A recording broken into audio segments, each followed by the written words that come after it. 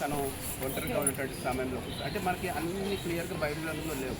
కొన్ని సందర్భాలు ఉంటాయి, ఓకే, కొన్ని సమయాలు ఉంటాయి. ఎట్లా కానీ స్పెండ్ చేసేటప్పుడు గలిలయ నుంచి ఆయన నజరేత్ దగ్గర నుంచి బెత్లెహేమ్ ఇట్లా అన్ని ప్లేసెస్ తిరుగుతుంటారు. ఈ మధ్యలో ఒక్కొక్కరిని చేసి కొన్ని సందర్భాల్లో ఎవరికో ఇన్వైట్ చేసే వాళ్ళు అందరు క్రిస్టియన్స్ కాదు కదా, అందరికి క్రిస్టియన్ అన్నటువంటి వాళ్ళు ఆ రోజుల్లో. సో కాబట్టి అనుకున్నటువంటి ప్రశ్న ఏంటంటే ఇటువంటి సమయాలు అంటే చెట్టు కింద బనియన్ ట్రీ చూస్తాగా 170 సంవత్సరాల కింద వయసు రాసింది చూస్తారు కదా మనం చేశారనమాట.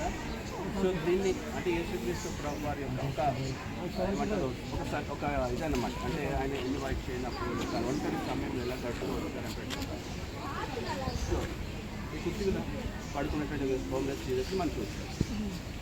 అంటే ఈరోజు అంటే మనకి ఈరోజు ఎంత డెవలప్ అయ్యాము అంటే ఒక ఫోన్ కాల్ ద్వారా దేవుడిని నమ్ముకున్న బిడ్డ మాకు ఎంతగా సపోర్ట్ చేస్తారు. కొద్దిగా రోజు గారు కానీ మనోహర్ గారు రోజు గారు కేవలం చర్చ్ మెంబర్స్ వస్తున్నారు అని చెప్పగానే ఇక్కడ ఉండే క్రిస్టియన్స్ చాలామంది కూడా అంటే ముఖ్యంగా రోజు గారు వాళ్ళు వెంటనే ముందుకు చర్చ్ వాళ్ళు వస్తున్నారా అని చెప్పేసి వారు మనకి ఆతిథ్యాన్ని ఇచ్చారు. ఇక్కడ వాడు బ్యాంక్ మేనేజర్, బ్యాంకులో వర్క్ చేసేదంటాను. మనం చూస్తే నార్మల్ జాబ్స్ చేసేది అంటే అలా అయినా సరే కూడా దేవుని అందు ఉన్నటువంటి ఆ యొక్క అనుబంధం అంటే చాలా గొప్పది.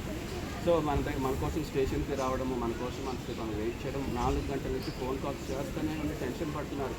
27 మంది స్టేషన్లో నిలబడి ఉంటారు. వాళ్ళందరూ సెయింట్ థామస్ కోసం వస్తున్నారు. కాబట్టి నేను ఏదో ఒక దిశగా హెల్ప్ చేయాలంటే డ్రైవర్ ఏమో స్విచ్ ఆఫ్ చేసుకుని పడుకున్నాడు.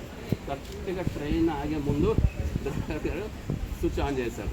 సో అన్ని విధాలుగా దేవుడు సహాయం. అయితే యేసుక్రీస్తు ప్రభువారు ఆ దినాల లోపల మీ కొరకు నా కొరకు మనందరి కూడా ఎవరు ఆహ్వానించే వాళ్ళు లేకపోయినా సరే కూడా ఎప్పుడో ఒకసారి పేతుని లోపల మాట మరియ హాజరు, లేకపోతే ఎవరన్నా ఆనా పెళ్ళి ఇటువంటి కొంతమంది ఇన్వైట్ చేసేవాళ్ళు, కొంతమంది ఇటువంటి హాజరు.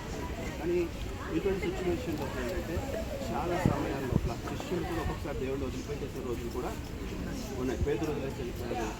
తర్వాత ఇంకా అలవచ్చేసింది కూడా ఉంటే వాక్యం అంతే ఉంది, మా భవిష్యత్తు ఏముంటుంది, మేము ఎలా బ్రతకాలి, మేము చేపలు పట్టుకోవడానికి వెళ్ళిపోతాం అని తెలుసుకుని రోజులలో ఉన్నాయి.